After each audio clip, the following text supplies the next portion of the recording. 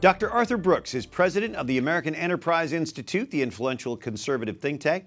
His new book is The Conservative Heart. So the first GOP debate is coming up. Sure what is. are the key issues that are going to emerge from this, do you think? Well, it's hard to say.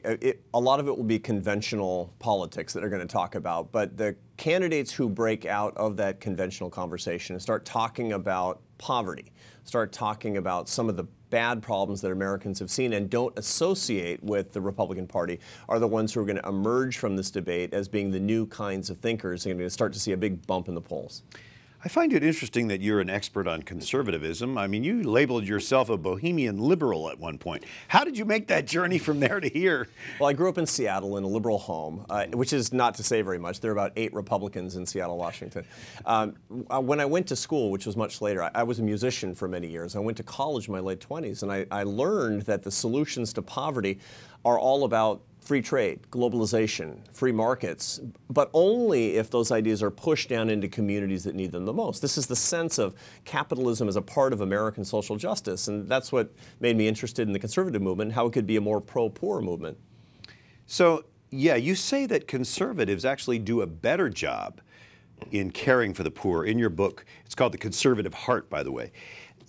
But are they expressing that message? Are they getting through to minorities effectively with that message? They're not. And the biggest problem that the conservative movement has today is it's seen as mean, it's seen as angry, it's seen as not caring about poor people. And the truth of the matter is that Republican politicians are not going to remedy that until they start talking about poverty.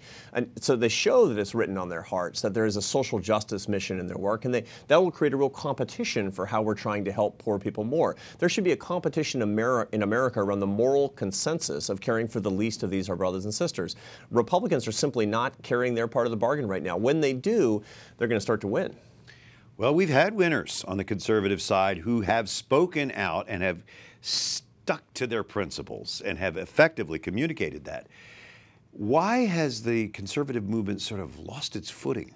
Well, the conservative movement has become very pessimistic and very divisive, but that's because the country has become more pessimistic and divisive in politics. We found that in 2008, President Obama, he campaigned on optimism and unity, but he really governed on pessimism and division, and the result was that the opposition party, the Republicans, responded in kind. Now is the time for an optimist. Now is the time for an aspirational character on the political right to emerge and to take competition to the whole political system, to say, I have a better vision for the people who need us the most. And in so doing, you could see a new day. Ronald Reagan did that. Yeah, there are plenty to choose from. Do you see one emerging? I see 4 or 5 candidates who are competing with each other to show who's a little bit more optimistic and who's more pro-poor. And that's a very good sign of what we're going to see in 2016. I hope so.